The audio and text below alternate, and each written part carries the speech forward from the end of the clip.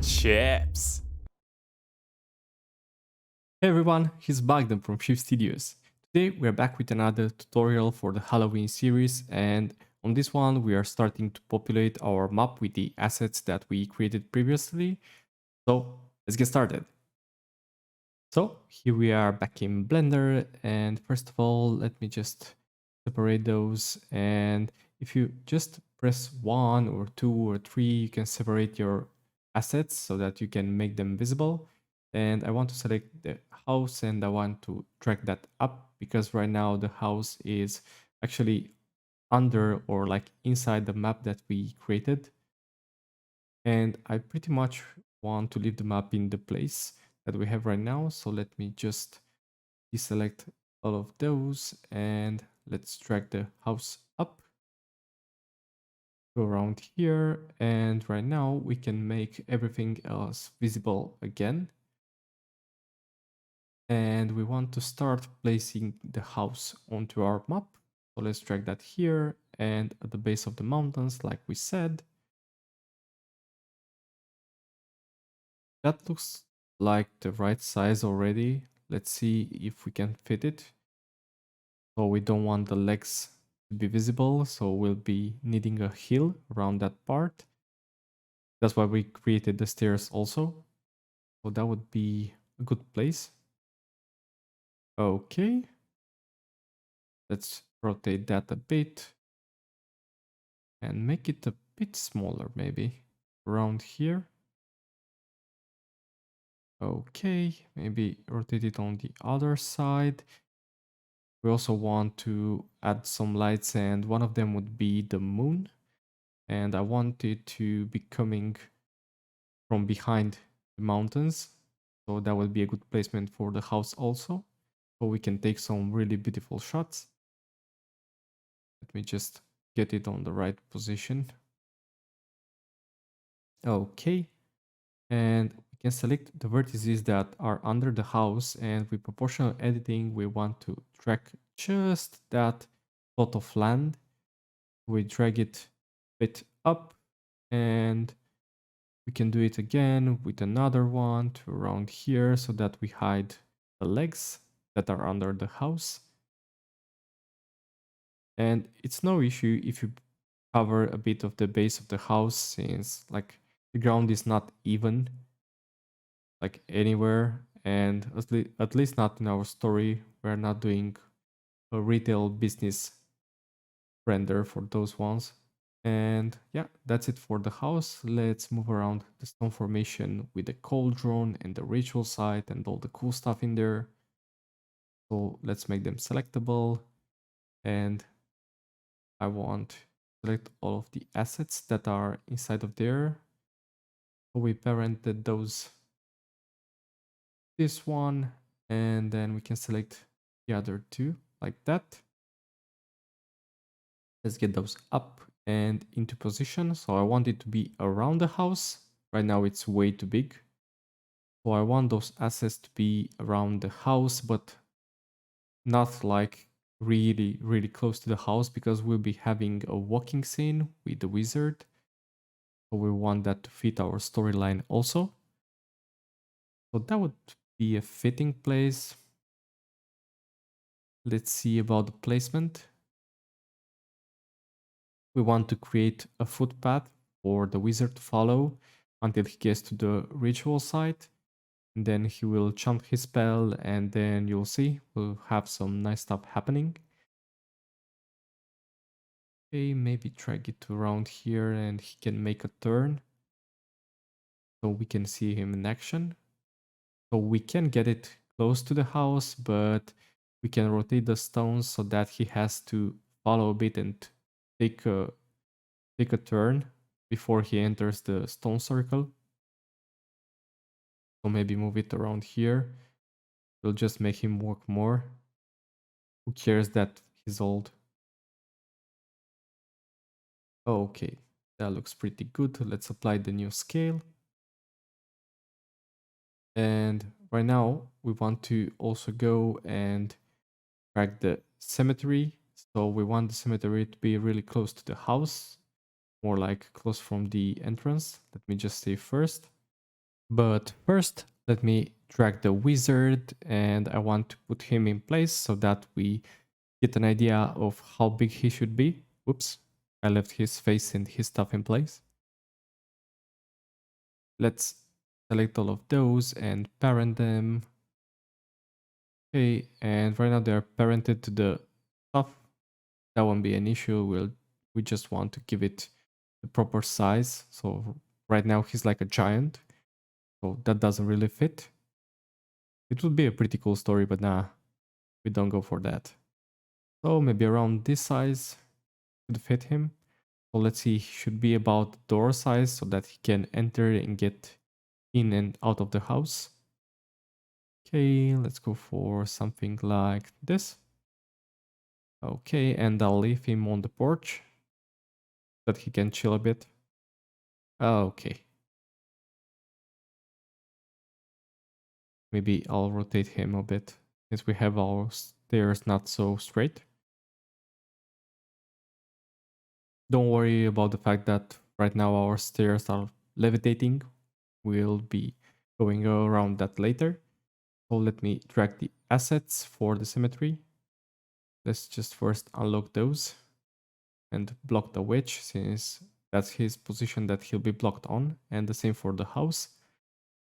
Okay, let's unlock all of those, and the stone formation can be locked in also. And I think the map for now, but we'll be working with that a bit later.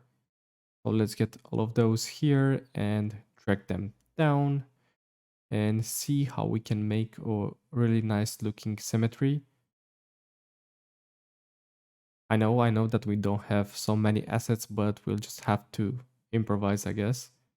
So let me drag the fence to around the side of the house and pull that down and to around here. In the story, we don't really explain if those are the victims or maybe the relatives or his loved ones, but that's the mystery, right? The mystery of Halloween.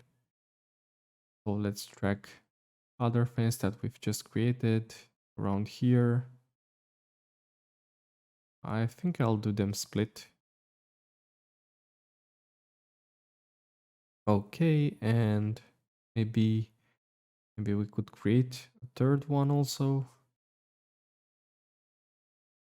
But I think 2 would be enough since we only have 2 tombstones. Okay.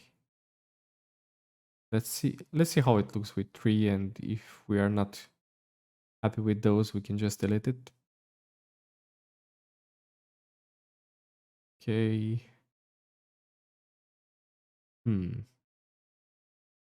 Not looking really bad, but not great either. Let me just drag those around a bit and see where they fit better.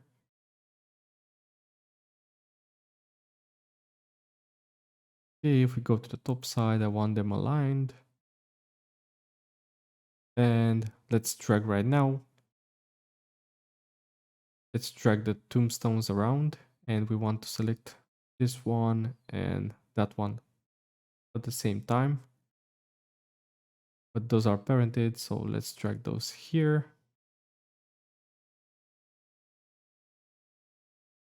And we can duplicate those that we created already. So let's select all the assets and duplicate them by Shift D and drag them here. And yeah, I think I'll leave them with 4 and with 3 fences. So let's drag those down. Way too much down, it seems. But some of them can be covered partially by the earth that we'll be having around. That won't be much of an issue, because sometimes that happens. Okay, this one rotated a bit. Back down. All right. So I think I'll actually delete a tombstone so that we have some nice variation going on. So it's like an empty plate.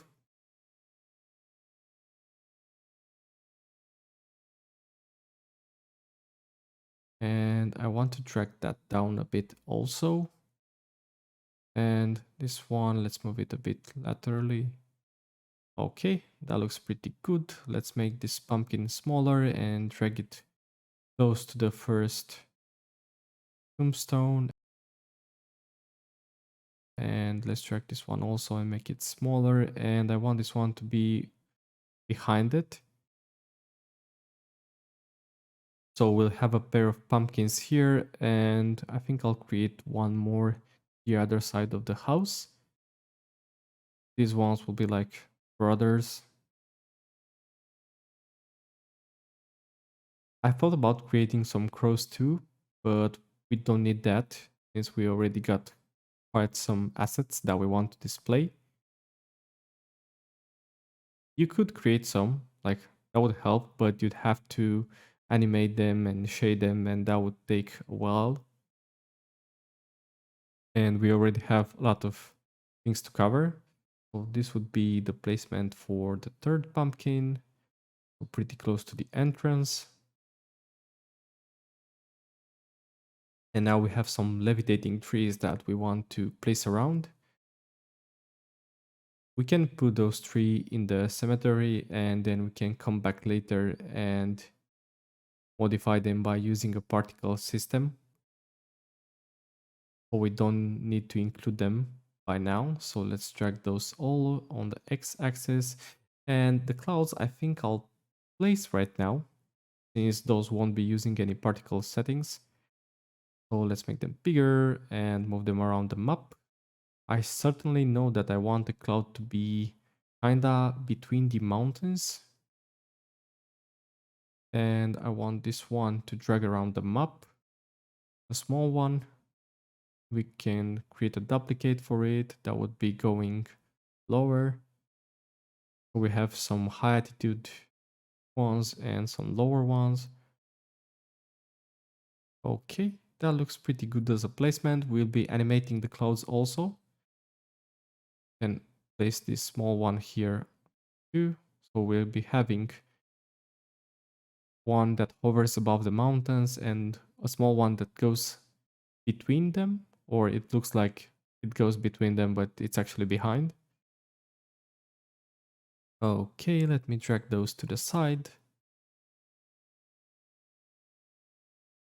And right now, I want to lock the environment and unlock the map. And now that we've placed some stuff on our map, we can modify it a bit again. So let's take the vertex here and drag that up.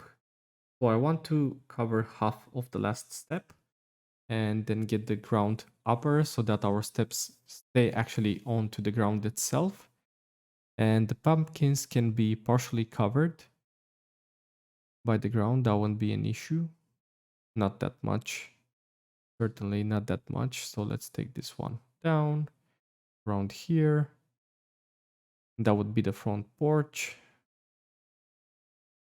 Let's create a bump from there also. Something like a puddle here. And let's go to the other part of the map. So this part of the map will be actually populated only by trees and stones, and it will be like the edge. There won't be anything in particular happening. So let's create a couple of hills and maybe some holes. Let's see, maybe around here also we can do a small bump. Okay. And as I said, I'll leave the path from the house to the ritual site as a pasture. I don't want to mess with those because that's where our character will be walking on. I'll take this one also. And I'll drag that down around here so that we have some ground that falls off the map also. We want to create a nice look for our map. And the rest of the detail will be covering with textures. Since we are going low polygon, you don't have to make that much of a modeling hassle. Of course, there are low polygon models that have, well, more polygons than we use, but that's the look that I chose for this one. Okay, that looks pretty good. And those are the assets that we managed to place on this tutorial. So let me just select all of those first, and from edit mode, select all the vertices and go to merge by distance. So we actually had 4 vertices that were duplicated. So it's good that we clear that out. And I also want to apply the rotation and scale for all of the assets. Okay, that looks great. Well, that looks pretty cool. So we are done with the first batch of props. On the next one, we'll be going around the particle systems that we'll be using for the rocks, the trees, and the bushes. So if you liked it, please like, share, subscribe, and I'll see you there. Bye.